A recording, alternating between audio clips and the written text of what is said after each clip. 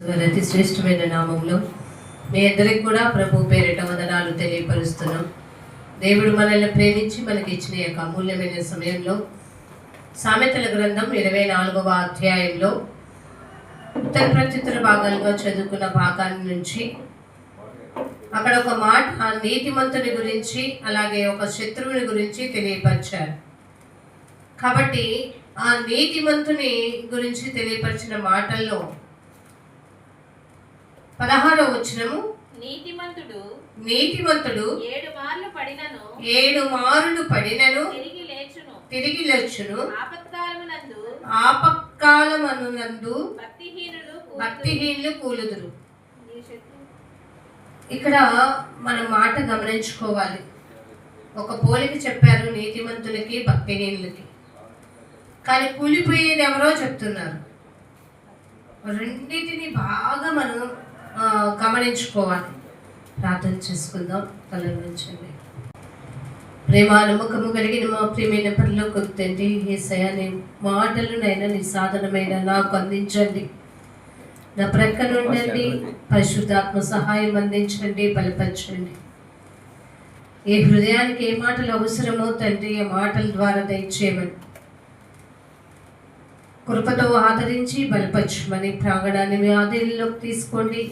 సంఘంపై మీ కరుణా కటాక్షము నిలపమని మనసారా నేను కోరుకుంటూ ప్రతిమలాడుకుంటూ ఈ యొక్క ప్రార్థనా మనవులన్నీ కూడా నా ప్రియ రక్షకుడైన యేసుక్రీస్తు వారి అతి శ్రేష్టమైన ఉన్నతమైన నామంలో ప్రార్థించి స్తుతించి అడిగి వేడుకొని పొందుకొని ఉన్నాము తండ్రి, ఆమేన్.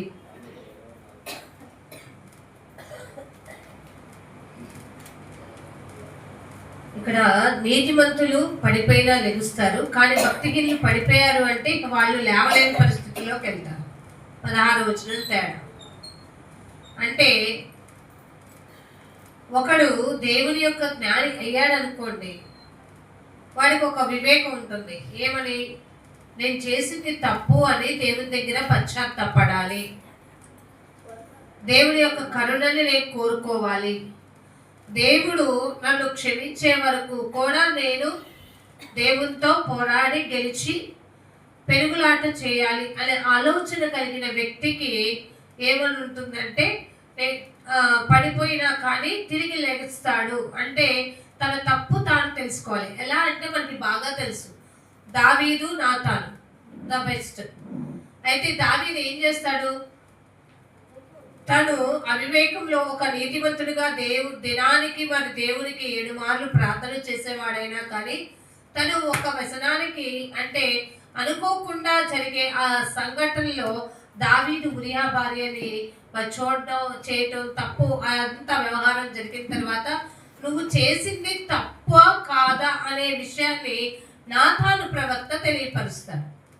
నాతాను ప్రవక్త వెళ్ళి ఎంత ఇదిగా చెప్తాడంటే, అయ్యా ఒకతనికి ఒక గొర్రె ఉంది, ఇంకొకతనికి 2 గొర్రెలు ఉన్నాయి, చాలా గొర్రెలు ఉన్నాయి, కానీ చాలా వాటిని వదిలేసి ఉన్న ఒక్క గొర్రె కోసమే వెళ్ళి మరి ఆశపడ్డాడంట. అలాంటి వాడిని అసలు మనం క్షమించకూడదు కదా, ఎందుకు అంత ఇబ్బందికరమైన పరిస్థితులు కలుగజేశాడంటే నాతాను అంటాడు, అతను ఎవరో కాదయ్యా, అది నీవే నా రాజా అని అనగానే, అయ్యో నేను ఇంత ఘోరమైన పాపాన్ని ఎలా చేశాను, నేను నా దేవుని వెళ్తే ఏమన్నాడు? పశ్చాత్తాపడతాను. ఎలా పశ్చాత్తాపడ్డాడో కీర్తన 51లో మనకి రాయబడి ఉంటుంది. తను దేవుని దగ్గర ఎలా అడిగాడంటే, దేవుడా నువ్వు బలులు కోరుకుంటే ఇచ్చేస్తా, కానీ నువ్వు అన్నావు సమీపించి నీ మాట ఆలకించటం మేలన్నావు. అంతేకాదు నాకు బలులు కాదు, అర్పణలు కాదు, మీరు నాకు కృతజ్ఞతాస్తుతులు చెల్లించడం కంటే విరిగి నలిగిన హృదయముతోనే దేవుని స్తుతించడం నాకు ఇష్టం అన్నావు. కాబట్టి ఆ విరిగి నలిగిన హృదయంతో మరలా నీ యొద్దకు నేను చేరుతున్నాను. ఆ మాట చాలా మరి ముఖ్యమైన మాట. చూడండి 51వ కీర్తనలో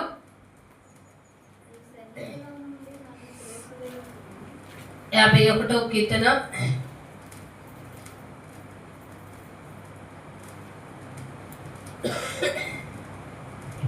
మరలా నాకు ఆ రక్షణ ఆనందాన్ని దయచేయి ప్రభువా అని చెప్పి అడుగుతాడు. నీ రక్షణానందము నాకు మరలా పుట్టించుము. 11, 12 వచనాల్లో చదవండి.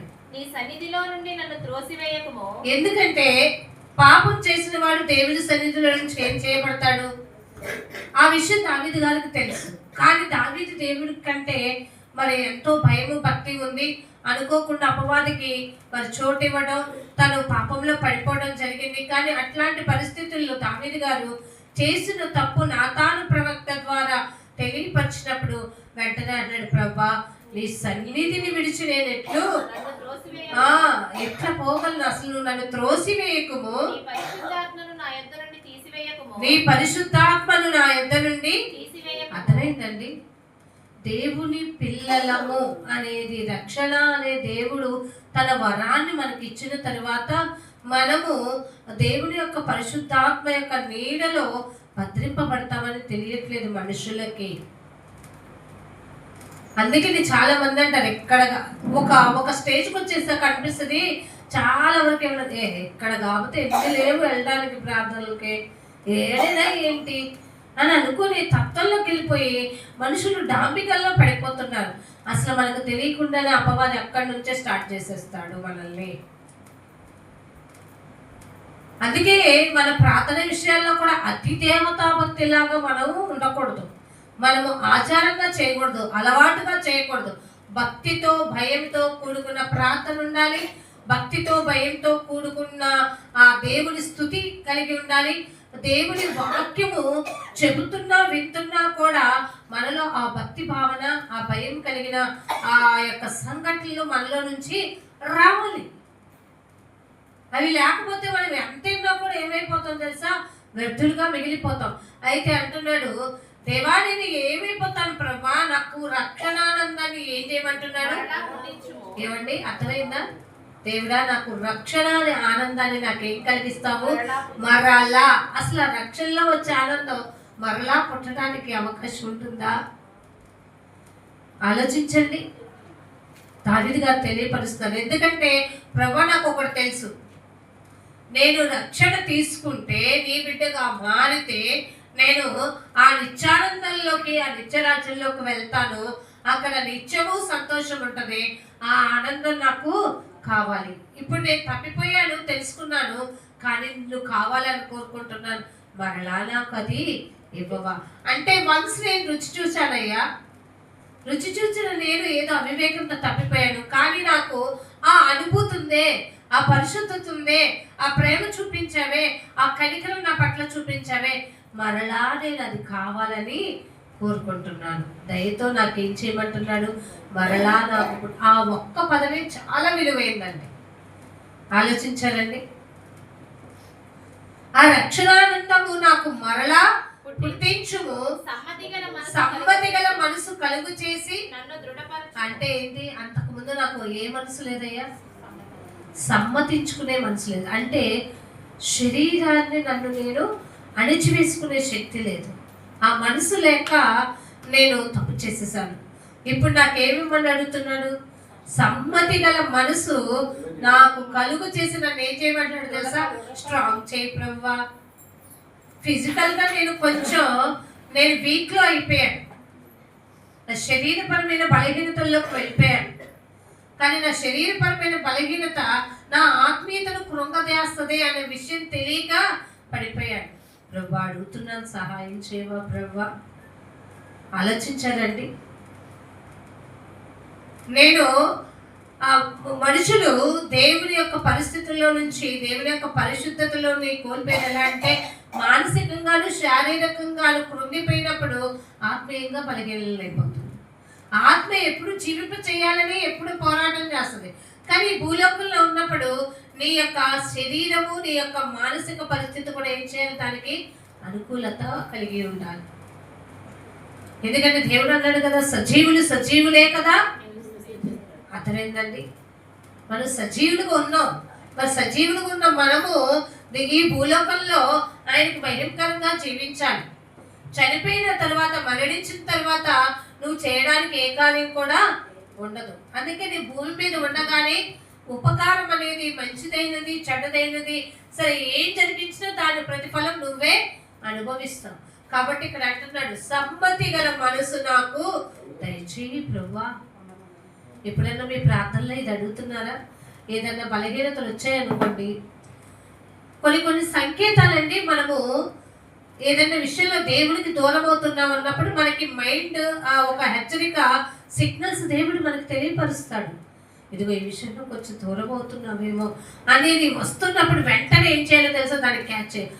అని అన్నావో ఇక అపవాది నిన్ను పట్టుకుంటాడు. అర్థమైనా? నీతిమంతుడికి అది చెప్తే అర్థమైంది, నువ్వు ఇలా చేసావు ఇది తప్పు కదా అన్నప్పుడు నీతిమంతుడు అర్థం చేసుకుంటాడు, తిరిగి పడి లేవడానికి ఇష్టపడతాడు. కానీ భక్తిహీనుడికి చెప్పేవాళ్ళకో వాడి బుద్ధి ఎలాంటిది, చంచల బుద్ధి. వాడి మూర్ఖత్వం ఏం చేస్తుందో తెలుసా, తన్ని ఇంకా అతి మూర్ఖత భక్తిహీనతలోకి వెళ్ళిపోతుంది. కానీ వాడి ప్రతిఫలం మాత్రం చివరికి ఎండింగ్ లో తప్పకుండా అనుభవిస్తాడు. కానీ భూమి మీద కలుపు మొక్కల్లాగా వాడు మనకంటే వేగంగా అభివృద్ధి బాటలోకి వెళ్ళొచ్చు. కానీ నువ్వు జాగ్రత్త పడు. ఇక్కడ నేను నీతిమంతుడుగా ఉన్న దావీదు యొక్క విషయంలో తప్పిపోయినప్పుడు, అతడు దేవుని దగ్గర ప్రాధేయపడినప్పుడు, అతని యొక్క స్వభావ విషయంలో దేవుని దగ్గర ఎలా ప్రాధేయపడ్డాడు. దేవుని యొక్క రక్షణలో ఆనందం ఉంది, ఆ ఆనందం నాకు మరలా కావాలి, కాబట్టి నాకు ఆ సమ్మతి గల మనసు ఇచ్చి నా మనసుని నేను నా హ్యాండ్ వర్లో నా కంట్రోల్లో పెట్టుకునేలాగా నన్ను దయచేయి. అర్థమైందండి? చాలా మంది అంటారు, ఏంట్రా కంట్రోల్లో ఉండలేవా, మనసు అణుచుకోలేకపోతున్నావా? దేవుని యొక్క బిడ్డలు ప్రతి విషయంలో తమ మనసును అణుచుకోగలిగిన శక్తి మీలో లేదనుకుంటారు, కానీ అది మీలోనే ఉంటుంది. అర్థమైందండి? దేవుడు ఏమన్నాడు, ఒకవేళ నీ చెయ్యి కుడి చెయ్యి నిన్ను అభ్యంతరపరిస్తే 2 చేతులు కలిగి నరకంలో నువ్వు పడవేయబడుట కంటే ఆ పాపం చేసే చెయ్యేదో నరికేసుకొని ఒక్క చేతితోనే నువ్వు నీతిమంతుడుగా బ్రతికి ఆ ఒంటి కాలి వాడవై నువ్వు నిత్య రాజ్యంలో ప్రవేశించటమే ఉత్తమం అన్నాడు. ఆలోచించారండి? జాగ్రత్త పడుతున్నారా? అదే కాళ్ళు తప్పు చేసినా అదే అంటున్నాడు. నువ్వు కాళ్ళ ద్వారా తప్పు చేస్తున్నావు అనుకుంటే ఆ యొక్క కాళ్ళ విషయంలో కూడా నువ్వు జాగ్రత్త పడి జీవించాలని అంటున్నాడు. అంటే నాకు నువ్వు ఏ విధంగా అయినా సరే నాకు ఎలా కావాలి, నీతిమంతుడిగానే కావాలి. భక్తిహీనుడిగా నువ్వు నాకు అక్కరలేదు, దుర్మార్గుడిగా నువ్వు నాకు అవసరం లేదు. పాపం విషయంలో ప్రాయశ్చిత్తం కలిగి దేవుని దగ్గర పశ్చాత్తాపడే హృదయం నీలో ఉన్నప్పుడు నా వైపు తిరుగు నన్ను అడుగు అంటున్నాడు. అది ఆ ఆనందం తెలుసుకున్నప్పుడు ఇంకా అతను ఏమని అడుగుతాడంటే, మనము అంతకంటే 17వ వచనం 16వ వచనం చదివేయండి. ఎంత మంచి మాట అన్నాడండి, బలిని కోరువాడు దేవుడు కావు. అమ్మాయి ఏమంటున్నారండి ఇక్కడ జనాలు? ఆలోచించండి. అతని బంధువుల్లో పాపం చేస్తే పావురం రెట్టో లేకపోతే ఏదో పక్షో జంతువో అర్పించేసేది. కానీ ఇక్కడ దావీదు మనకి ముందుగానే తెలియపరిచాడు, అయ్యా నువ్వేం కోరుకోవు, బలిని అర్పించుట కంటే, క్రొవ్విన పొట్టేళ్ల కొవ్వును అర్పించుట కంటే, ఒక మాట ఉంది కదా, సమీపించి ఆలకించుట. ఆలోచించారండి? సమీపించి ఆలకించుట శ్రేష్టం. కాబట్టి ఇక్కడ అంటున్నాడు కదా,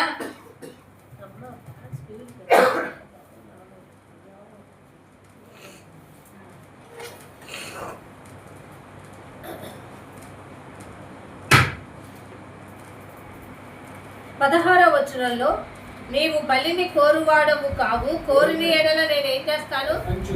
అర్థమైందండి? జాగ్రత్తగా ఆలోచించండి. మనము దేవుని యొక్క జ్ఞానంతో ఎదుగుతున్నాము అనుకుంటే, కొంతమంది అంటారు, ప్రభు నేను తప్పు చేసేసానులే, విరాళంగా ఇదిగో ఈ డబ్బులు తీసుకొచ్చి ఇచ్చేస్తున్నాను, దయతో క్షమించి వదిలే అని అనుకుంటున్నారా? చాలా తప్పు. దేవునికి అది కాదు కావాల్సింది. దేవునికి నీది ఏం కావాలని దావీదు అక్కడ తెలియపరిచాడు. చూడండి, దహన బలి నీకు ఇష్టమైనది కాదు, ప్రభా నీకు ఏది ఇష్టం? అందరూ చెప్పండి, అది విరిగిన మనసే దేవునికి ఇష్టమైన బలులు. అర్థమైందండి? ఏ మనసు కావాలి దేవునికి? విరక్కొట్టండి, మనసుని కంట్రోల్లోకి తెచ్చేయండి. దేవుని ఆధీనంలోకి తీసుకొచ్చి దేవుని సన్నిధిలో కూర్చోబెట్టండి. దేవుని యొక్క పరిశుద్ధమైన మాటలు నీ శరీరాన్ని, నీ బాడీని అంతటిని కంట్రోల్లో పెట్టి దేవుని మాటలు వినిపించేసాయి.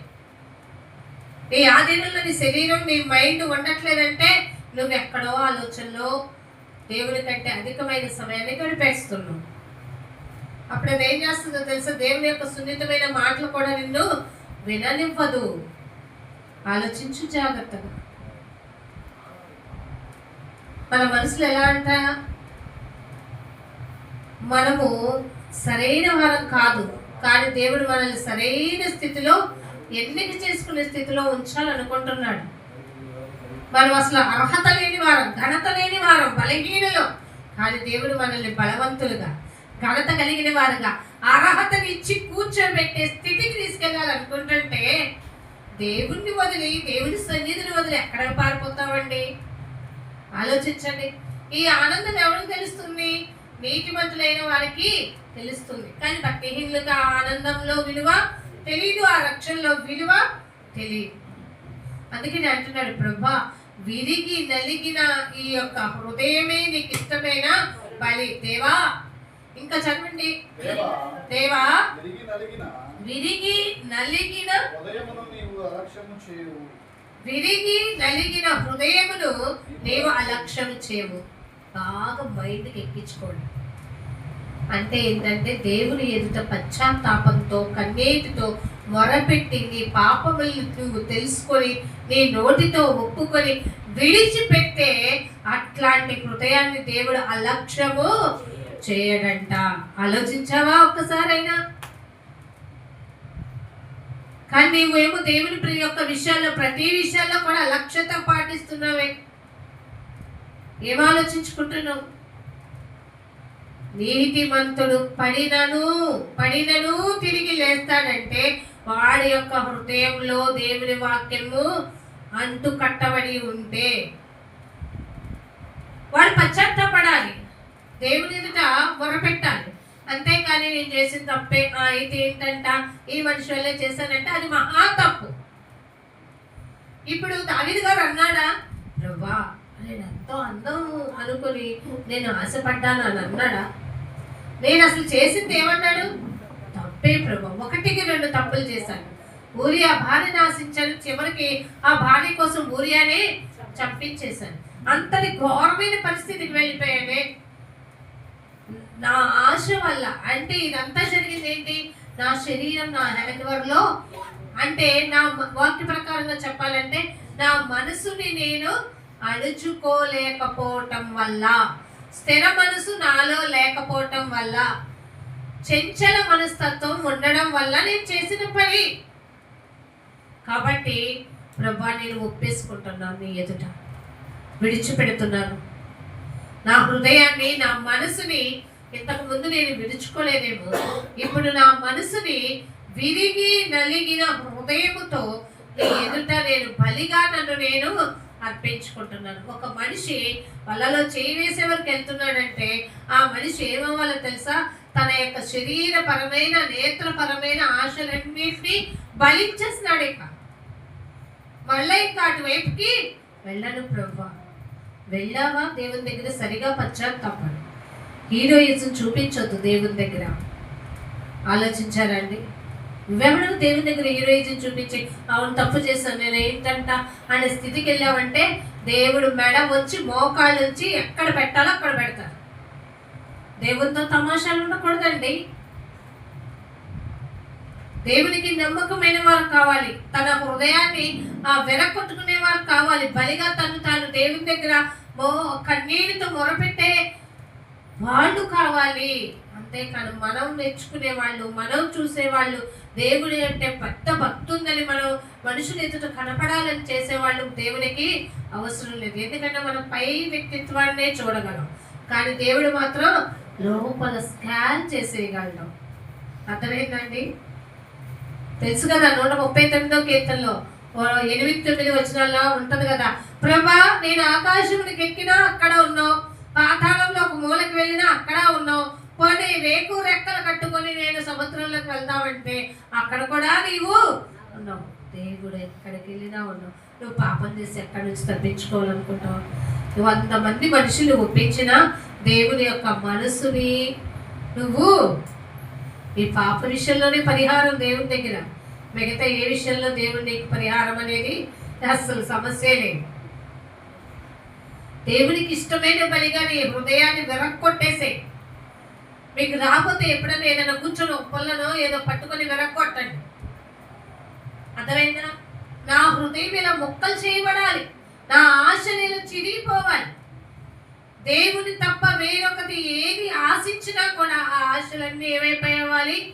ఇలా తిరిగిపోవాలి.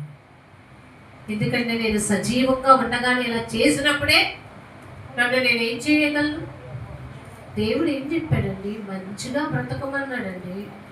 పాపము అనేది నీకు వద్దన్నాడు, పొరుగువాడిది వద్దన్నాడు, పొరుగు దాన్ని ఆశించొద్దన్నాడు. ఇంకేమన్నాడు? ఒక వ్యక్తి దగ్గర నువ్వు మంచి వ్యక్తిత్వం గలవాడిగా బ్రతకమన్నాడు. మనిషికి ఇది కష్టమైపోతుందండి. తన వ్యక్తిత్వాన్ని తాను నిరూపించుకోలేని తత్వంలోకి వెళ్ళి అపాయాన్ని కొని తెచ్చుకొని, తెగుల్ని కొని తెచ్చుకొని దేవుని దగ్గరికి వచ్చేసి దేవుడా అని అంటే, అయినా కానీ దేవుడు ఎంత కనికర సంపూర్ణుడో తెలుసా? రాబిడ్డ, నువ్వు మనకి యోహాను రాసిన మొదటి పత్రికలో ఉంది కదండి, మన పాపములను మనము ఏమన్నానండి అక్కడ? ఒప్పుకొనిన ఎడల. ఎంత మంచి మాట ఉంటుంది, ఒకసారి చదువుకుందామా? చూడండి, యోహాను రాసిన మొదటి పత్రిక 1వ అధ్యాయం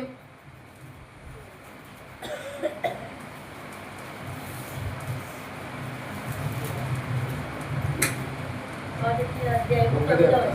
మన పాపములను మనము ఒప్పుకొనిన ఎడల ఆయన నమ్మదగిన వాడును నీతిమంతుడును కనుక ఆయన మన పాపములను ఏం చేస్తాడంటండి? ఎప్పుడండి? మనము మన పాపములు ఒప్పుకొని ఎడలా. ఒప్పుకోవటం అంటే ఎట్లా? ఒక మనిషి ఒక పాపాన్ని చేయడం చాలా ఈజీగా చేసేస్తాడు. ఒప్పుకునే విషయంలోనే త్వరగా రాజీ పడలేడు, అహం అడ్డొచ్చేస్తుంది. అర్థమైందండి? అహం అడ్డొచ్చి మనిషి తాను చేసిన పాపాన్ని ఒప్పుకోలేడు. సాకులు వంకలు డాకులు ఎదుక్కుంటూ ఉంటాడు. కానీ ఇక్కడ అంటున్నాడు, మీరు ఒప్పుకొని ఎడలా అంటే కన్నీటితో పశ్చాత్తాప పడిన ఎడలా, మీ పాపమును నీ నోటితో ఒప్పుకొని ఎడలా ఆయన మంచి నమ్మదగిన వాడు నీతిమంతుడు అండి దేవుడు. అర్థమైందండి? దేవుడు గొప్ప నమ్మదగిన వాడు నీతిమంతుడు గనుక ఆయన దేవుడు మన పాపములు క్షమించి సమస్త పాపము నుండి, అపవిత్రత నుండి, దుర్మార్గత నుండి, కఠినమైన పరిస్థితుల నుండి, దేవుని నుండి పారిపోయి నువ్వు చేసే ప్రతి అచంచలమైన పరిస్థితుల నుంచి కూడా విడిపించి మనల్ని ఎలా చేస్తాడో తెలుసండి? పవిత్రులుగా చేస్తాడు. దేవుడికి స్తోత్రం చెప్తామా? ఎంత గొప్ప దేవుడిని కలిగి ఉన్నందుకు మనం శభాష్ కదండి. అందుకని మరి అన్నారు కదా, 3 వ్యక్తులు ఏమన్నారు? అగ్నిలో మమ్మల్ని వేసినప్పుడు ఏమన్నారు తెలుసా? ఇట్టి పరిస్థితి నుంచి మమ్మల్ని తప్పించటకు మా దేవుడు. అర్థమైందండి? దానియేలు గారు ఏమన్నారు తెలుసా? ఏమన్నాడు? రాజుగారు వచ్చి అన్నాడు కదా, నిత్యము సేవించుచున్న జీవము గల దేవుని సేవకుడైన దానియేలు, నీ దేవుడు నిన్ను రక్షింపగలిగిన అన్నప్పుడు ఏమన్నాడు తెలుసా? ఆహా రాజా, నీకు తెలుసు, నా దేవుడికి కూడా తెలుసు. అర్థమైందండి? అంత నమ్మకంతో బ్రతుకులో నీవు యథార్థంగా నీతి నుంచి నడుచుకుంటే దేవుడు వెంటనే నీకు సహాయం చేస్తాడు. నువ్వు విడిచిపెడతావేమో కానీ దేవుడు విడిచిపెట్టు. దేవుని దగ్గర నీ వ్యక్తిత్వాన్ని చాటించాలనుకోమాక, దేవునికి కావలసిన వ్యక్తిత్వంలో నువ్వు బ్రతకాలనే ఆలోచనలో నువ్వు వెనకొట్టుకోవడం నేర్చుకో. నిన్ను చూసి నువ్వు శభాష్ అనుకోవద్దు. దేవుడు నిన్ను చూసి శభాష్ అనుకునేలాగా నువ్వు బ్రతకగలిగినప్పుడే నువ్వు ఆ నిత్యరాజ్యంలో చేర్చబడతావు. ప్రతి వ్యక్తి కూడా ఎదుటి వాటిని చూసి వాడికంటే నేను కొంచెం పర్లేదులే అని అనుకుంటున్నాడు. కానీ దేవా, నేను ఎలా ఉన్నాను, నా బలహీనతలు ఎలా ఉన్నాయి, నా చర్చల మనస్తత్వం ఎలా ఉంది, నన్ను నేను దృఢపరచుకుంటున్నానా లేదా? నీ పరిశుద్ధాలయంలోకి నీ సన్నిధికి చేరినప్పుడు నా మనసుని కట్టదిట్టం చేసుకొని ఈ లోకంలో ఎలా బ్రతకాలో నన్ను నేను కంట్రోల్ చేసుకోగలిగిన ఆ యొక్క శక్తి నాలో ఉండగలుగుతుందా లేదా? బలహీనతల నుండి నన్ను ఈ బలహీనతలో ఉన్నాను ప్రభా. కొంతమందికి స్త్రీ బలహీనత, కొంతమందికి పురుషుడు బలహీనత, కొంతమందికి ధనం బలహీనత, కొంతమందికి ఆస్తి బలహీనత, కొంతమందికి ఎదుటివారిని చూసి ఓర్చుకోలేని బలహీనత. అర్థమైందండి? ఈ బలహీనతల నుంచి దేవుని దగ్గర అడగండి, ప్రభా వీటి నుంచి మమ్మల్ని విడుదల చేయండి ప్రభా. ఇవి మాలో ఉన్నంత కాలం మేము ఏమైపోతాం తెలుసా? అపవిత్రులుగానే ఉంటాం. అసలు దేవుడు ఎంత గొప్పవాడో తెలుసండి. దుష్టుల్ని చూసి కూడా వ్యసన పడవుతున్నాడు, పాపుల్ని చూసి వ్యసన పడవుతున్నాడు. చూడండి నా మాట కీర్తనల గ్రంథంలోనే సామెతల గ్రంథం, సామెతల గ్రంథంలో 24లో 19వ వచనం, దుర్మార్గులను చూచి నీవు వ్యసన పడకము, భక్తిహీనుల ఎడల ఆశ్చర్యపడకు. అర్థమైందండి? ఎవరిని? దుర్మార్గులను చూసి మత్సరపడమాకు, భక్తిహీనులను చూసి నువ్వు ఇదవమాకు. వ్యసనము మత్సరము నీకు రెండూ కూడా మంచివి కాదు. ఆలోచించారా? ఏ బ్రతుకులో మనం బ్రతుకుతున్నాం, మనం మాత్రం మనం ఎదుటి వ్యక్తి చిచి వాడ అబ్బో వాడంత గొప్పోడు పనికి వాళ్ళోడు లేడు అని అనేసుకుంటావేమో. అనక నువ్వు జాగ్రత్తగా ఉండు. వాడిని చూసి నువ్వెందుకు పాపం అంట కట్టుకుంటావు? వాడు భక్తిహీనుడే, వాడు దుర్మార్గుడే, వాడు పాపాత్ముడే. కానీ వాడినని నువ్వు పాపిగా మాత్రం అవ్వకు. ఎందుకంటే సామెతలు 23లో 17వ వచనం, పాపులను చూచి నీ హృదయమునందు మత్సరపడకుము, నిత్యము యెహోవా యందు భయభక్తులు కలిగి ఉండుము. ఏంటంటండి? వాళ్ళు చూసి మత్సరపడమాక. కానీ నువ్వేం చేయాలో తెలుసా? ఎందుకంటే యెహోవా యందైన భయము ఎలాంటిది? పవిత్రమైనది. అది నీకు గొప్ప ఐశ్వర్యాన్ని ఇవ్వబోతుంది. నీకు ఆ విషయం తెలియదేమో. జాగ్రత్త పడు, దేవుని జ్ఞానంతో బ్రతుకు. అయితే అంటున్నాడు, యెహోవా యందు భయభక్తులు కలిగి ఉండము, నిశ్చయముగా ముందుగతి ఏమొస్తుందో తెలుసా? ఎందుకు కంగారు? Time will come. మనకు తెలుసా? మీరు అంటారు కదా, ప్రతి కుక్కకు ఒక రోజు. ఆ కుక్క నువ్వు అవ్వకుండా ఉంటే బాగుండేమో. ఆలోచించారండి? Time will come for everything.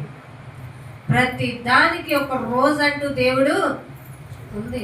కానీ ఇప్పుడు ఏం పనికేస్తున్నావు తెలుసా? నువ్వు మన పాల్గారు పాడేస్తారు ఎప్పుడు కాలం సమయం అనుకుంటున్నావేమో.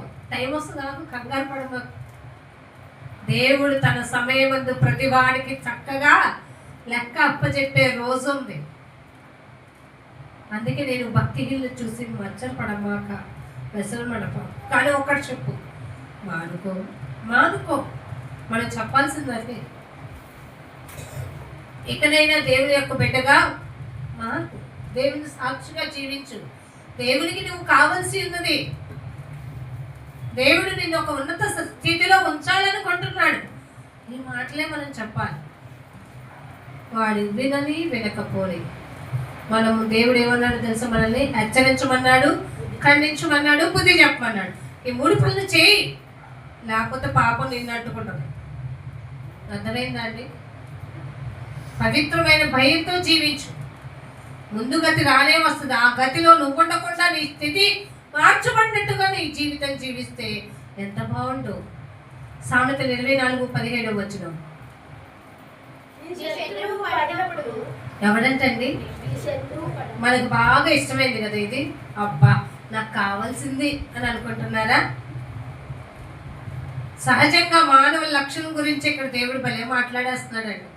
నీ శత్రువు పడినప్పుడు సంతోషింపకము, వాడు తొట్టిల్లినప్పుడు నీవు మనస్సున ఉల్లాసం పొందమాక. అరే ఇప్పుడురా నాకు కొట్టినోడికి, నాకు వేసినోడికి ఇప్పుడు దొరికిందిరా, ఆడికి దాన్ని గూర్చి ఇప్పుడు నేను పార్టీ చేసుకోవాలనుకోమాక. అర్థమైందా? దేవుడు ఏంటండి అంత రివర్స్ చెప్తాడు. అంతే మరి, మనం కోరుకున్నది కాదు, మనం ఆయన సన్నతిలోకి వెళ్ళాలి. అందుకని అన్నాడు కదా, నేనే మార్గం, నేనే సత్యం, నేనే జీవం, నన్ను వెంబడించువాడు అర్థమైందా జీవాన్ని కనుక్కునే స్థితికి వెళ్తాడు. దేవుడికి ఎంత మంచి మనసు, శత్రువులను ప్రేమించమంటున్నాడు. కానీ మనం ఏం చేస్తాం తెలుసా, మన శత్రువుకి ఏదన్నా హాని జరిగేటప్పుడు పల్లె అయ్యింది ఊరికే ఊరుకుంటాడా అనమాక. అది నీవు ఇంకా శరీరపరంతో బ్రతికే దేవుని యొక్క జ్ఞానంతో, దేవుని ఎందైనా భయంతో, భక్తితో బ్రతికి చూడు. ఏమంటావు తెలుసా, అయ్యో అలా ఎలా సంభవించింది, నేనేం చేయాలి, నేను చేతనైనంత వరకు సహాయం ఏం చేయాలి, ఎలా వాళ్ళకి తోడుండాలి, ఏం చేయగలిగాను నేను అనే ఆలోచనలో బ్రతుకు. అది మంచి లక్షణం.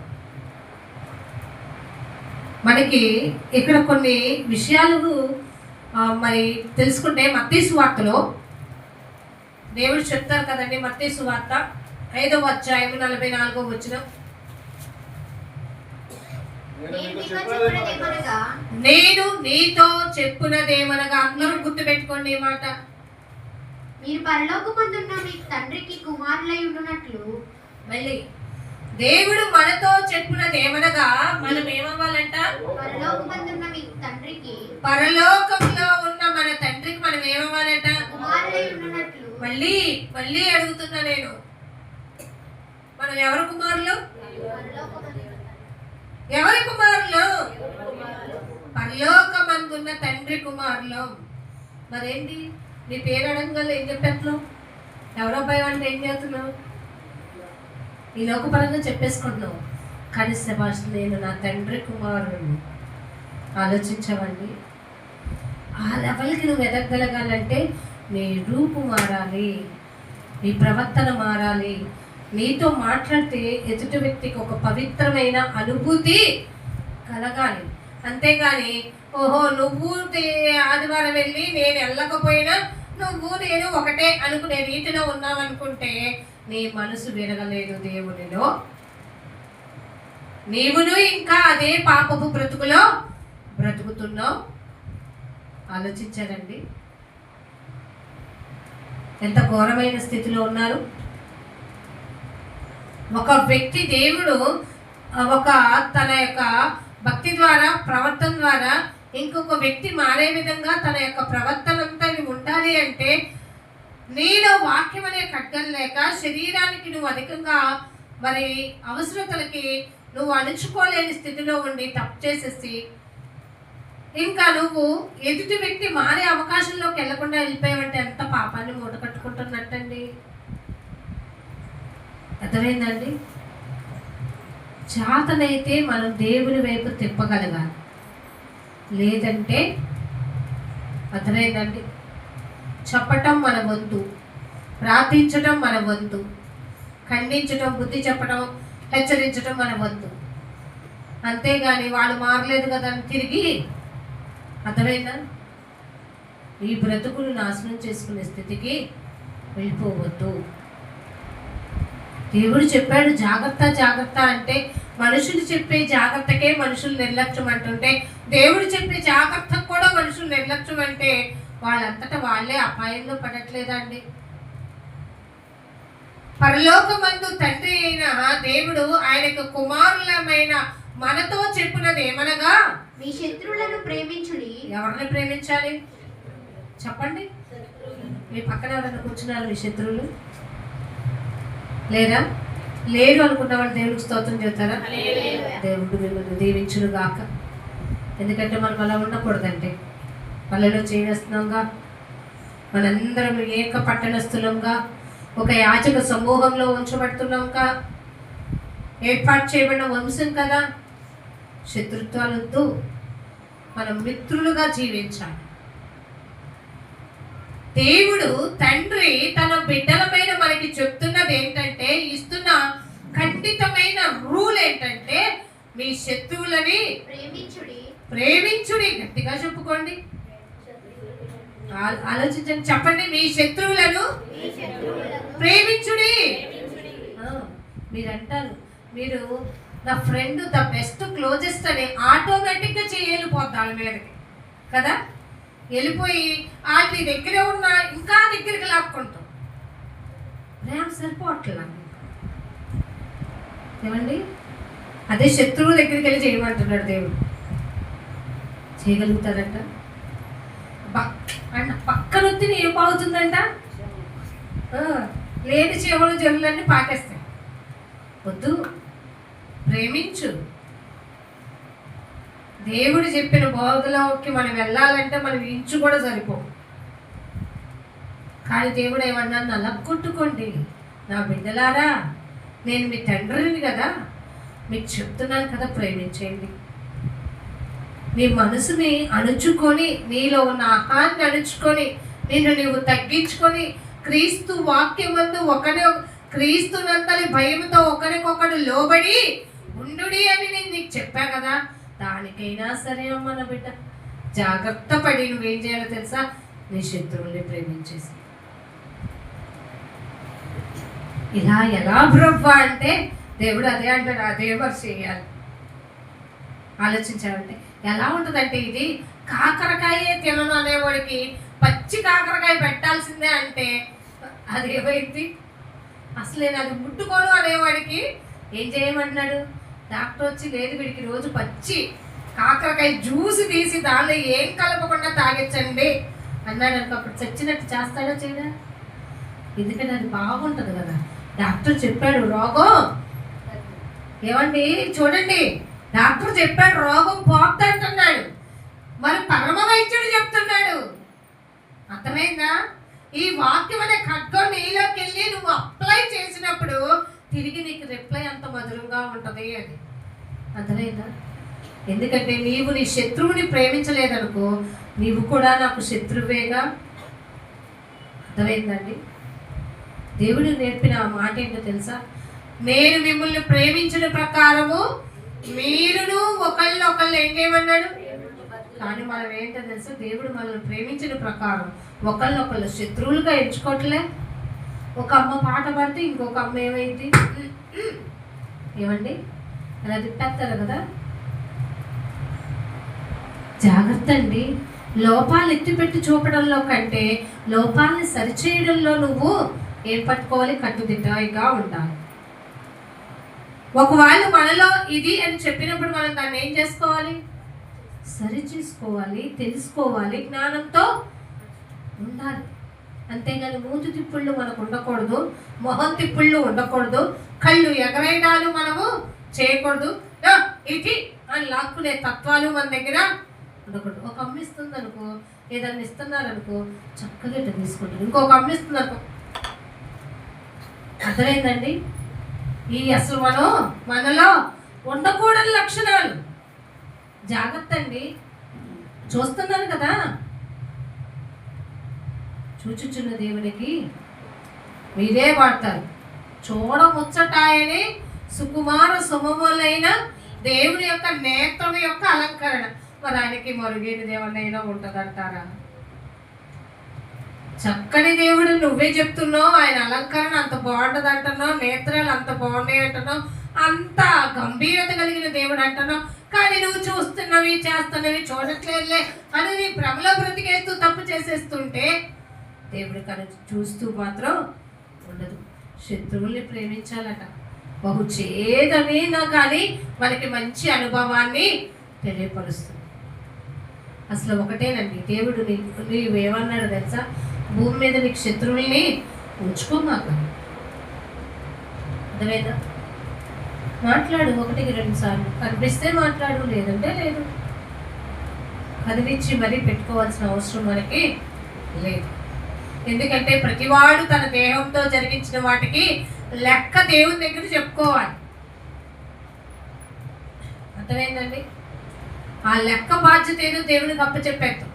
మేము ఎన్ని చూసామో, ఎన్ని అనుభవాలు చూస్తున్నామో, మమ్మల్ని బాధించిన ప్రతి ఒక్కరి గురించి దేవునికే చెప్పేస్తాం. ఆ కఠిన హృదయాలు దేవుడే మారుస్తాడు. ఆ దురాలోచనలు ఉన్న వాళ్ళ హృదయాలను దేవుడే మారుస్తాడు. మార్చకపోయినా అదొక మనకు పరీక్ష అనుకో. ఓహో, దేవుడు మన సహనాన్ని కనిపెట్టాలనుకుంటున్నాడు, ఓర్పును కనిపెట్టాలనుకుంటున్నాడేమో, నేను జాగ్రత్త పడాలి అనే పరీక్షలో విశ్వాసమందు భ్రష్టులో కాదో నిన్ను నువ్వే ఏం చేసుకోవాలి, పరీక్షించుకోవాలి. చూడండి, శత్రువుల్ని ప్రేమించే అనే విషయంలో ఇక్కడ న్యాయాధిపతుల గ్రంథం 16వ అధ్యాయం, మనకి తెలిసిన వ్యక్తి ఒకళ్ళు ఉన్నారు.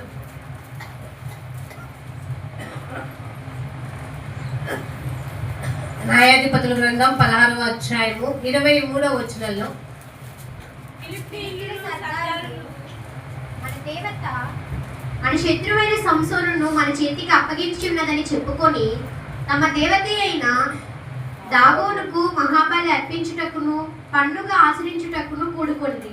ఏమయ్యారంటండి ఇక్కడ? ఫిలిష్తీయులు సంసోన్ను పట్టేసుకున్నారు.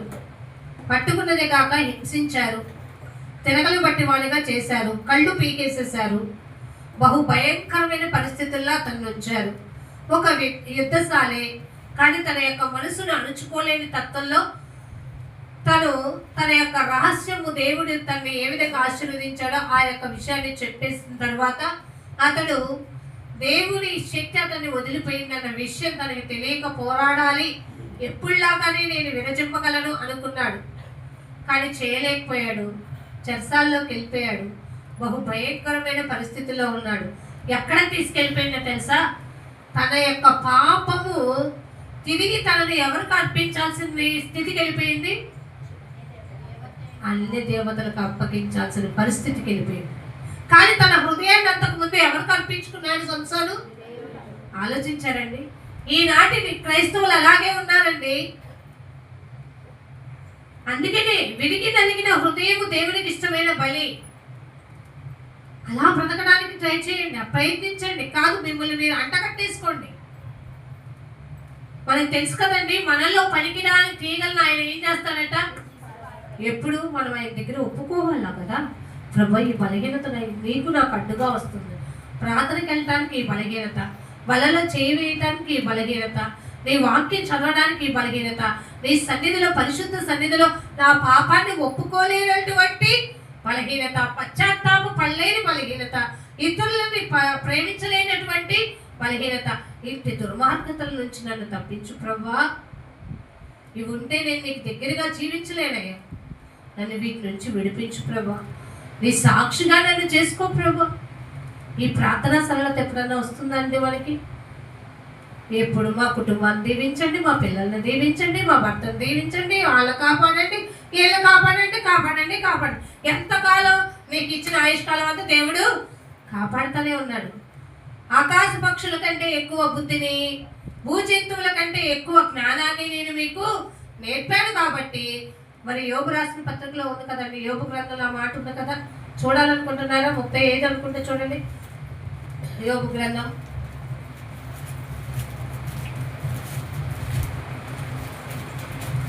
35:11. భూజంతువుల కంటే మనకు ఎక్కువ బుద్ధిని నేర్పి యోబు గ్రంథము 35వ అధ్యాయము 11వ వచనం చదవండి. భూజంతువుల కంటే మనకు ఎక్కువ బుద్ధిని నేర్పుచు. ఎవరికంటే అంటే ఏమంటే మీరు చూస్తున్నారే జంతువులు, వాటి కంటే కూడా దేవుడు మనకి ఏం నేర్పాడంటండి? మనం చూసి చీ అంటామే, వాటికంటే దేవుడు మనకి ఎక్కువ బుద్ధి నేర్పాడంట. ఆలోచించండి. తర్వాత ఆకాశ పక్షుల కంటే మనకు ఎక్కువ జ్ఞానము కలుగు చేయొచ్చు. నన్ను సృజించిన దేవుడు ఎక్కడ ఉన్నాడు? చాలండి. ఆకాశ పక్షుల కంటే జ్ఞానం, భూజంతువుల కంటే బుద్ధి నేర్పితే మనుషులు దేవుని జ్ఞానాన్ని వెతకలేకపోతున్నారంట. దేవుని వాక్యం విలువ తెలియలేకపోతుందంట. ఎంత గొప్ప దేవుడు ఆలోచించండి. నేను వాటికంటే మీకు ఎక్కువ బుద్ధి జ్ఞానాన్ని నేర్పుతున్నాను కాబట్టి మీరు ఎంతసేపు మీ యొక్క శరీరపరమైన అవసరతల గురించి అడిగి విసిగి వేసారి నన్ను విసిగించే స్థితికి వెళ్ళిపోకుండా మీరు అడగాల్సింది ఏంటో తెలుసా? నా నీతిని, నా రాజ్యాన్ని మొదట వెతకటం మీరు నేర్చుకోండి. ఆలోచించండి. మీకు ఫస్ట్ క్లాస్ అక్కడే ఉంది, మీరు ఇంకా ఎల్కేజీలోనే ఉంటే అంట. అర్థమైందండి? అయ్యా, నేను నీ చిత్తాన్ని కనుగొని నీ రాజ్యములో నేను చేర్చబడినట్లు నాకు నేర్పు ప్రభువా. నేను సరిచేయవలసుకోవలసిన నీ వాక్యం ద్వారా నాకు నేర్పుతున్నప్పుడు తండ్రి, నాలో ఉన్న ఆ బలహీనతలన్నీ నీ ఎదుట ఒప్పుకుంటున్నా.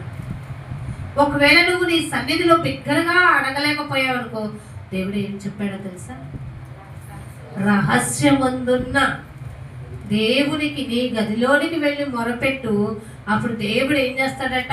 రహస్యమందు చూచుచున్న దేవుడు ఏం చేస్తాడట? నీ మొర ఆలకించి నీకేం చేస్తాడట? ఆలోచించారండి. గొప్ప దేవుడు అంటే దేవుడికి స్తోత్రం చెప్పుకోండి. ఆలోచించండి. నా రహస్య పాపాలు దేవుడికి తెలుసు, మనందరి రహస్య పాపాలు దేవుడికి తెలుసు. ఆయన ఆ దగ్గర మనం వాటిని ఒప్పుకుంటే వాటన్నిటినీ కూడా ఏం చేస్తాడు దేవుడు?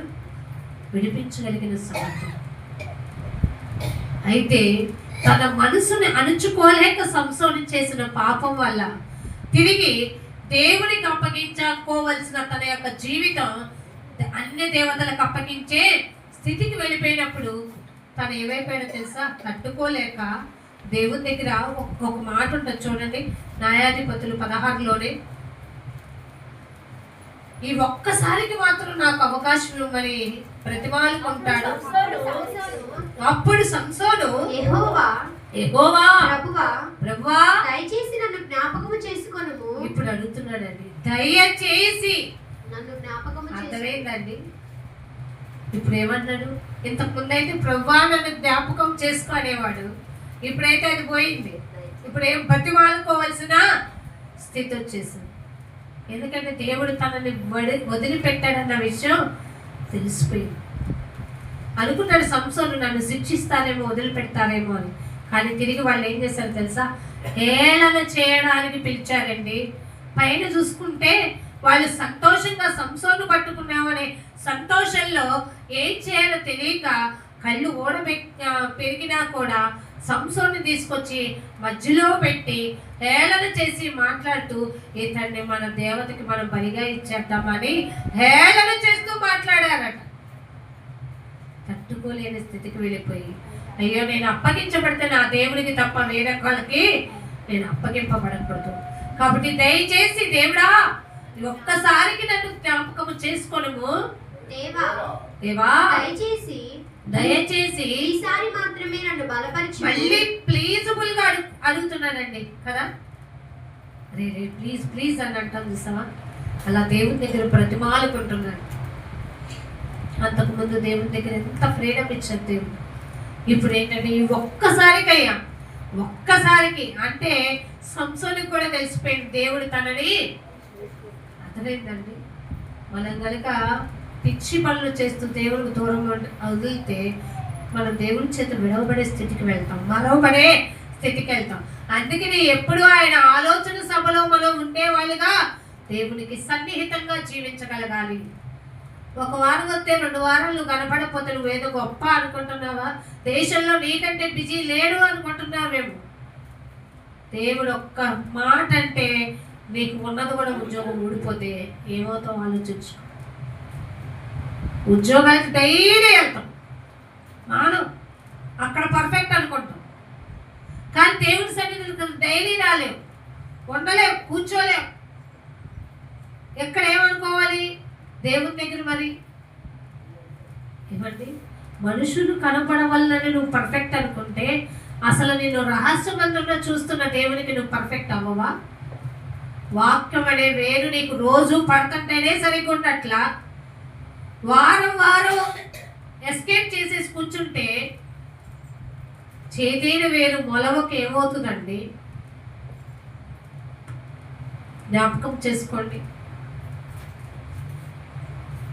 సంసోన్ని దేవుడు విడిచిపెట్టాడన్న తర్వాత అడుగుతున్నాడు ఒక్కసారికి మాత్రమే, అయ్యా ఈ ఒక్కసారికే నన్ను జ్ఞాపకము చేసుకో. అలాంటి పరిస్థితి నువ్వు కావాలనుకుంటున్నావా? శత్రువుల్ని ప్రేమించాడు కానీ ప్రభువా నిన్ను గాక వేరొకరికి నన్ను అప్పగించటం నా వల్ల కాదు, నేను చేసినది బహు ఘోరమైనది. కాబట్టి తప్పు నేను సరిదిద్దుకోలేని తప్పుకు వెళ్ళిపోయాను. ఈనాటి మనుషులు అలాగే అయిపోతున్నారు. దేవుని దగ్గర బతిమాలుకుందామండి. మన బలహీనతలు మనుషులకు చెప్పుకోవసలు, దేవుని దగ్గర చెప్పి దేవుని బ్రతిమాలుకుంటే ఆ బలహీనతలన్నిటి నుంచి దేవుని తప్పిస్తాడు. ఆలోచన చెప్పువాడు ఆయనే. ఇదే మార్గం, ఇదే త్రోవ, ఇదే నడువుడి అని కూడా దేవుడు అంట చెప్తాడంట. ఆలోచించరా, జాగ్రత్తగా ఉంటుంది. ఇంకొక విషయం, ఇంకొక సందర్భం మీకు తెలియపరుస్తాను. శత్రువుల్ని ప్రేమించండి అంటే దావీదు గారు తనని చంపడానికి వెతుకుతున్న సౌలు గారు ఆ గుహలోనే ఉన్నప్పుడు దావీదు గారు ఏం చేశాడు తెలుసా? ఎంత మంచి గుణం అండి. తనతో పాటు వచ్చిన సైనికులకు చెప్తున్నాడు, వద్దు అతనిని, ఏంటి అసలు నీకు ఇప్పుడు దొరికేశాడు కదా, చంపే అంటుంటే దేవుడు తన బుద్ధి విషయమే తనని ముట్టును. మనం ఎందుకు? మనం శత్రువు దొరికాడని చెప్పి మనం చంపకూడదు. ఎందుకంటే అతను ఎవరి చేత ఆశీర్వదింపబడిన వాడు. అర్థమైందండి? వద్దు, అది మనం ఎందుకు అంటించుకోవడం? అర్థమైందా? మనమైతే ఇంకో మనిషికి తీర్పు తీర్చడానికి రెడీ. ఆలోచించమండి, మన ప్రవర్తన అలా ఉంటుంది. ఇక్కడ ఒక మాట చూపిస్తాను చూడండి, 2 సమూయేలు గ్రంథం 16వ అధ్యాయం.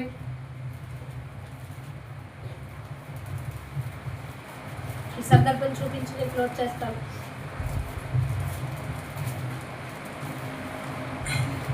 5వ వచనం. రాజైన దావీదు చదువమ్మా. బండినీము దావునకు వచ్చినప్పుడు సౌలు కుటుంబకుడకు ఎరా కుమారుడైన షిమి అని ఒకడు అచ్చట నుండి బయలుదేరి వచ్చెను.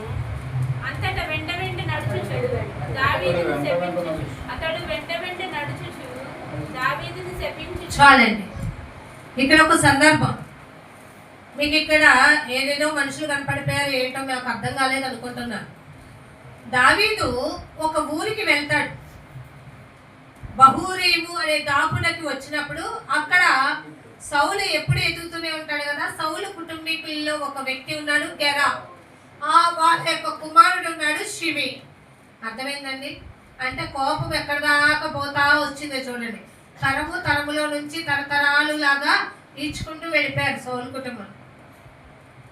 సౌలు కొడుకు అయిన మరి కుటుంబీకుల్లో గెరా కుమారుడైన షిమి అనే వ్యక్తి ఏం చేస్తాడో తెలుసా?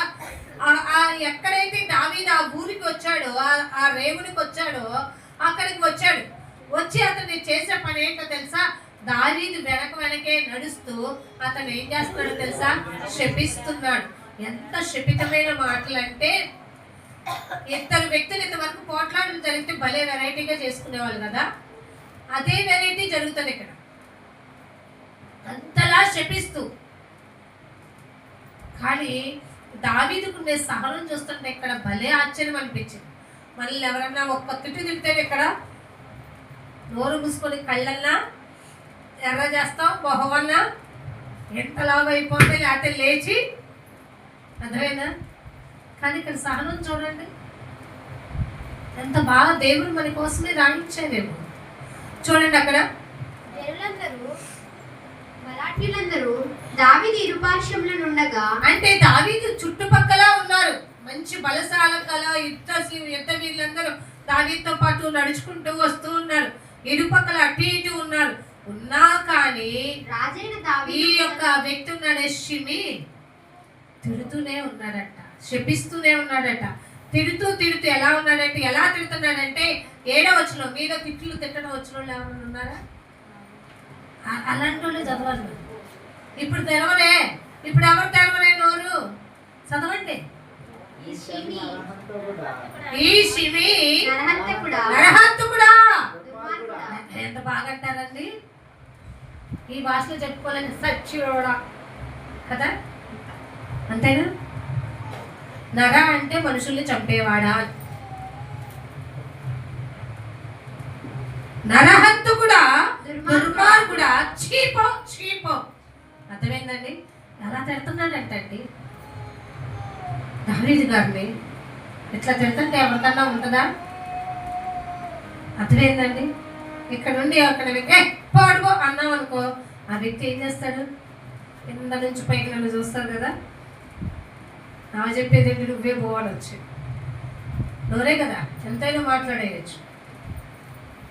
కానీ అంతలా తిడుతున్నా కానీ నీ వేల వలనని నీవు వెళ్ళగొట్టిన సౌలు ఇంటి వారి హత్యను యెహోవా నీ మీదికి రప్పించి యెహోవా నీ కుమారుడైన అబ్షాలోము చేతికి. అబ్బా, ఇక్కడ ఎంత కఠినమైన, అతన్ని ఎంత తిడుతున్నా అతనికి ఏం కలగట్ల, నొప్పి కలగట్ల. ఇది ఎవరి దగ్గరికి వచ్చేసాడండి? నీ కుమారుడైన అబ్షాలోము చేతికి రాజ్యమును అప్పగించి ఉన్నాడు. చూసావా? నీవు రాజ్య పరిపాలన చేయాలని నీకు ఇస్తే నీ కడుపును పుట్టిన కుమారుడు అబ్షాలోము ఉన్నాడే, అతనే నీకు వెన్నుపోటు పొడిచి నీ రాజ్యాన్ని ఏం చేసుకున్నాడు? లాగేసుకున్నాడు. చీపో! ఏమండి, ఎంత దుర్మార్గుడివి, ఇంత నరహంతకుడివి, అసలు నువ్వు ఇక్కడికి వచ్చావా సిగ్గులేనట్టుగా అన్న మాటలతో తన్ని తిడుతున్నా కానీ దావీదు ఏం మాట్లాడలా. కానీ మేనల్లుడు ఉన్నాడండి అతనితో పాటు. ఒక అతను చూడండి, చదవండి. నీవు నరహంతుడు కూడవు కనుకనే నీ మోసంలో నీవు చిక్కుబడి ఉన్నావని ఏమంటున్నాడండి? నీవు ఎలాంటి వాడవట? నువ్వు చీటర్వి, అతనైనా నువ్వు మనుషుల్ని చంపేవాడి కాబట్టి నీ చిక్కుల్లో నువ్వే పడి ఉన్నావని చెప్పి దావీదు గారిని రాజుని శపించగా సెరూయా కుమారుడైన అభిషై, అంటే సెరూయా ఎవరేమో మధ్యలో ఏమో లేడీనా, చెట్ట అంటే లేడీనే, దావీదు గారి అక్క అతనైనా అక్క పేరు సెరూయా, ఆకు పుట్టిన కుమారుడు అభిషేక్. ఈ ఏమంటాడో తెలుసా? ఎవరిని? ఈ యొక్క షమీని పిలుస్తాడు. ఆయనేమో నరహంతకుడా, చీచి పో అంటే ఈయన ఏమంటాడో తెలుసా? అసలా మామా, ఓ నా మామ రాజా, ఏమంటాడో తెలుసా? ఈ చచ్చిన కుక్క నా ఏలిన వాడవును రాజులకు నిన్ను శపించనేలా. అదే అంటారు కొంతమంది. అసలు తిట్లు తినేవాడికి ఏ నొప్పి ఉండదు, పక్కన ఉన్న వాళ్ళకి వచ్చేది. మిమ్మల్ని అంటే ఏంటి అసలు? నేను తట్టుకోలేకపోతున్నాను. అర్థమేందండి? తట్టుకోలేకపోతే నువ్వు వాళ్ళతో పాటు ఉండు. ఇక్కడ అదే జరిగింది.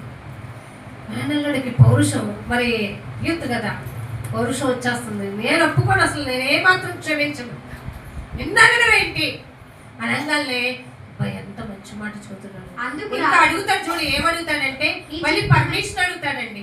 నీ చిత్తమైతే నేను వారిని చెరపోయి వారి తల ఛేదించి ఏమన్నాడు? నువ్వు ఒక్క మాట ఇవ్వు మామ, సెలవా రాజా, ఒక్క మాట సెలవివ్వు. నీ అల్లుడిని ఉన్నాను ఇక్కడ, నేనేమి తక్కువ కాదు, నువ్వు ఒక్క మాట సెలవిస్తే. ఎందుకంటే అభిషేక్ బాగా యుద్ధశాలి. అయితే అన్నాడు కదా, నేను వెళ్ళి అతని తల ఏం చేసి వస్తానన్నాడు తెలుసా? నరికేసి వస్తా. కానీ ఈ సిచ్యువేషన్ అంతా మీరు గమనించుకోండి. ఎంత వింటున్నా అంటే తన సొంత కుమారుడు తన్ని మరి బెదిరించి చంపాలని చూసి రాజ్యాన్ని లాగేసుకున్నాడు ఒక పక్క.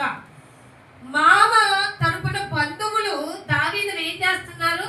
హింసిస్తున్నారు, నానా విధాలుగా శపిస్తున్నారు, తిడుతున్నారు, చంపాలని చూస్తున్నారు. ఇంకొక పక్క అక్క మరి కుమారుడు మేనల్లుడైన వాడు దావీదుని ఏమంటున్నాడు? ఎందుకు నోరు మూసుకొని ఉంటావు? అసలు నువ్వెంత, నీ రాజ్యం ఎంత? నువ్వు యుద్ధశాలివి, దేవుడి చేత తీర్చబడిన వాడివి, నువ్వు ఆ చచ్చిన కుక్క వంటి వాడితో నువ్వెందుకయ్యో బాధలు పడ్డవంటే, నువ్వు ఒక్క మాట అవకాశం ఇస్తే చంపేసి వస్తానంటే ఎంత కరుణగల మనసు తెలుసండి. శత్రువుల్ని ప్రేమించడం అంటే దావీదు గారిని చూసి నేర్చుకోవాలి. ఎంత మాట అంటాడు చూడండి కింద. అందుకు రాజు సెరూయా కుమారులారా మీకును నాకును ఏమి పొందు? అర్థమైందండి? అసలు మీకు నాకు ఎందుకు? ఆ మట్టి అంటించుకోవడం ఎందుకు? ఆ పాపం అంటించుకోవడం ఎందుకు? వారిని శపింపనీయుడు, వారిని శపింపనీయుడి. ఏమంటాడండి? వాడు ఎంత తిడతాడో తిట్టని, ఎంత నన్ను శపిస్తాడో. అబ్బా, ఈ మనసు ఉంటుందా అండి? అలవాటు పడదామా మనం కూడా? మనం తిట్టే వాళ్ళని చూసి ఏం చేద్దాం? శపింపనీయుడి. అక్కడేమో ఈ యొక్క అభిషేక్ ఏమో మండుతుంది బాగా.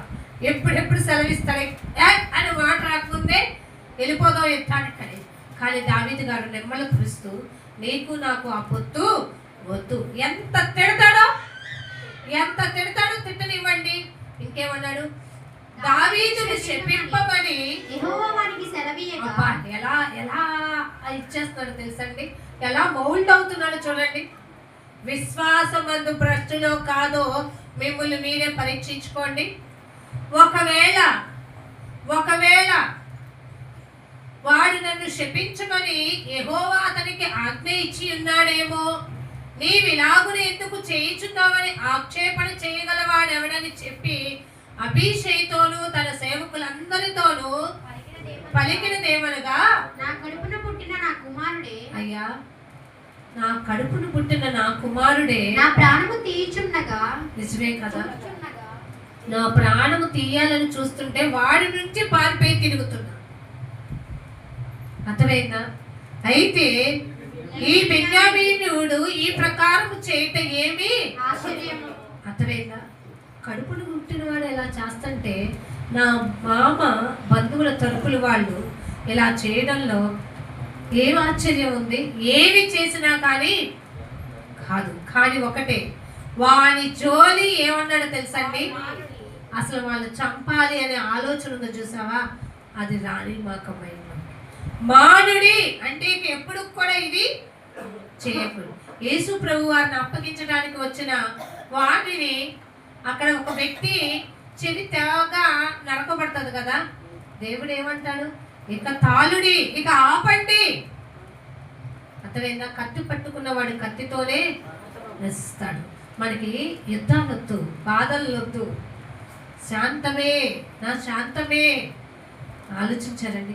అంటే శత్రువుల్ని ప్రేమించాలి అంటే ఎంత సహృదయం మనకు కావాలండి. మనకేమో ఒక్క మాట వస్తేనే 10 మాటలు తిట్టే లోరైపోయింది అనుకోండి, ఎక్కడ ఆ సహనం చూపించగలుగుతాం?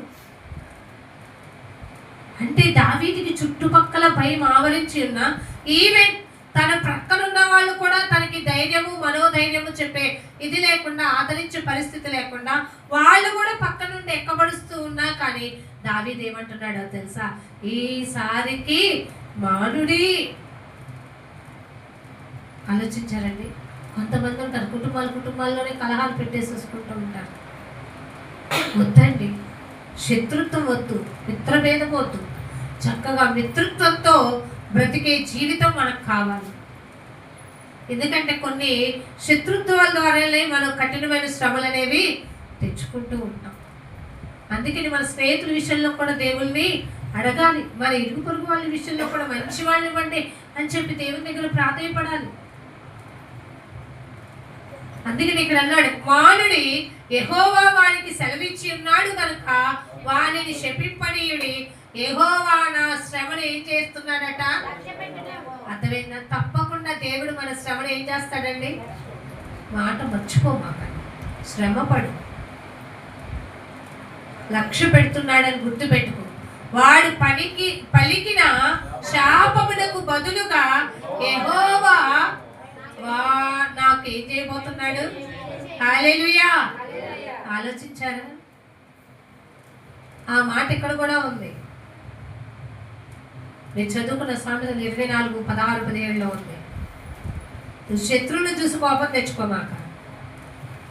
తెచ్చుకున్నావు అనుకో, నా కోపం వాళ్ళ మీద బదులు నీ మీద రగులుతుంది. అర్థమైందా? నేను మంచి చెయ్యాలి అనుకున్నప్పుడు నువ్వు శత్రువుని ప్రేమించడం నేర్చుకున్నావు అనుకో, నేను నీకేమిస్తాను తెలుసా? నేను నీకు మేలు అనేది కలుగ చేస్తాను. కాబట్టి ఒకటే గుర్తుపెట్టుకో, నా దేవుని యందు నేను నిరీక్షణ కలిగిన దానినే, నేను నా దేవుడిచ్చే ఆ రాజ్యములోనికి నేను చేర్చబడాలంటే నేను శత్రువుల్ని ఏం చేయాలి? ప్రేమించడం నాకు తెలియాలి. వారిని చూసి నేను అసహ్య పడకూడదు. దుష్టుని చూసి, పాపుల్ని చూసి నేను మచ్చన పడకూడదు. విరిగి నలిగిన హృదయంతో, భక్తి కలిగిన జ్ఞానంతో నేను దేవుని వైపు మళ్ళుకొని నేనేం చేయాలో తెలుసా? క్రీస్తు సాక్షిగా జీవించాలి. ఇంకొకళ్ళండి పేదలను చూసి అసహించుకుంటారండి. అర్థమైందా? పేదవాళ్ళని చూసి చిచి చిచి వీళ్ళు మాకేంటి, మేము ఒక హోదా లెవెల్లో ఉన్నాం అని అనుకునే వాళ్ళు ఉన్నారనుకోండి, అది కూడా తప్పనే అంటున్నాడు. అది చూపించని క్లోజ్ చేస్తాను చూడండి. మీరు 17వ సామెతలు 5 వెక్కిరించువాడు, ఎవరంటండి? బీదలను వెక్కిరించువాడు, పేదలను వెక్కిరించువాడు. వారి సృష్టికర్తను నిందించువాడు. అయ్యో, ఎవరిని నిందిస్తున్నారట అండి? సృష్టికర్తను నిందించువాడు, ఆపదను చూచి సంతోషించువాడు, ఆపదను చూసి సంతోషించువాడు. నిర్దోషిగా ఎంచబడు. అతనైనా ఎదుటి వారికి ఆపద వచ్చిందనుకో, ఇది ఎట్ట కుదరాలు తెక్క అనమాక. ఇప్పుడు భలే ఉంది, ఇప్పుడు నాకు బాగా ఉంది అనమాక. అతనైనా ఎదుటివాడి యొక్క పరిస్థితిని చూసి నువ్వు ఆనందపడే స్థితికి వెళ్ళమాక. అట్లా చేస్తే అంట నిర్దోషిగా నీవు ఎంచబడవు. ఆలోచించావా? దేవుడు వద్దన్నది నీకు చేదుగా ఉంటుంది, కానీ నువ్వు చేయడానికి ప్రయత్నం చేస్తే దేవుడి సహాయం నీకు తోడుగా ఉంటుంది. మేలైన దానిని చేపట్టుడి. అందుకే కదండి ఒక వాక్యం ఉంది, సమస్తములు ఏం చేయాలట? యోచించి పరిశీలన చేసి మేలైనదేంటో అది చేపట్టుడి. కాబట్టి ఇక్కడ మనకి దావీదు గారు నేర్పినట్టుగా యెహోవా నిన్ను లక్ష్య పెడుతున్నాడేమో, నీ శ్రమను తీసివేసి నీకు మేలు చేయబోతున్నాడేమో. కాబట్టి నువ్వు వాటిని సహించు, వహించు, భరించు. అంతేగాని నేనేమన్నా తక్కువ, నేనేమన్నా అవివేకినా, నేనేమన్నా చేతగాని వాళ్ళనా అని మాత్రం అనుకొని రివర్స్ టార్గెట్లోకి వెళ్ళిపోమాక. నువ్వు మాట్లాడకపోయినంత మాత్రాన నువ్వు తెలివినైన వాడివి కాదు. జాగ్రత్త, వివేకంతో నడుచుకో. నీ శత్రువుని నువ్వు ప్రేమించు. అర్థమైందా? వారిని చూసి ముఖము తెప్పకు. ప్రార్థన చేసుకుందాం, కళ్ళు మూసుకోండి. ఈ కొద్ది లేఖన భాగాన్ని దేవుడు మన వినికిల్లో ఫలింపచేయును గాక. ప్రేమ నమ్మకము కలిగిన మా ప్రియమైన పనులు కొత్తండి. యేసయ్య మీకు వందనాలు చెల్లిస్తున్నాం. మాకు విలువైన మాటలైనా మాకు తెలియపరిచారు. నీతిమంతులు 7 మార్లు పడినను తిరిగి లెగిస్తాడని, కానీ భక్తిహీనులను చూసి నువ్వు వ్యసన పడొద్దని. నీ శత్రువు నీ దగ్గరికి వచ్చినప్పుడు వారిని ప్రేమించు, ద్వేషించొద్దని తెలియపరచు. అంత సమ్మతి గల మనసును మీరు మాకు దయచేయండి ప్రభు. నిజంగా దావీదు గారు చెప్పినట్టుగా ప్రభు, ప్రతి వాణిని దేవుడే చూసుకుంటాడు. దేవుడు మనల్ని లక్ష్య పెడుతున్నాడు. మనకి కీడు కాదు, కీడుకు బదులు మేలు చేయబోతున్నాడు అనే ఆలోచనతో అన్నిటినీ సహించుకొని భరిస్తూ ఈ లోకంలోనైనా ప్రభా, భూజంతువుల కంటే, ఆకాశ పక్షుల కంటే ఎక్కువ జ్ఞానం, బుద్ధిని మీరు మాకు నేర్పుతున్నప్పుడు మేము మీ నీతిని, రాజ్యాన్ని వెతకడంలో ప్రయాస కలిగి జీవించి మా ముందు ఉంచబడిన పరుగు పందెంలో ఓపిక కలిగి పరిగెత్తటం, నిరీక్షణతో నిన్ను వెతకటం మాకు నేర్పించమని. నేను వాక్యాన్ని విడలేక హృదయాలు నీరు కట్టి ఫలింపచేయమని మనసారా నిన్ను కోరుకుంటూ బ్రతిమలాడుకుంటూ యేసునామముని మనవులన్నీ కూడా అడిగి వేడుకొని పొందుకొని ఉన్నాము తండ్రి. ఆమేన్. అందరికీ వందనాలు. దేవుడిని దీవించుకున్నాము.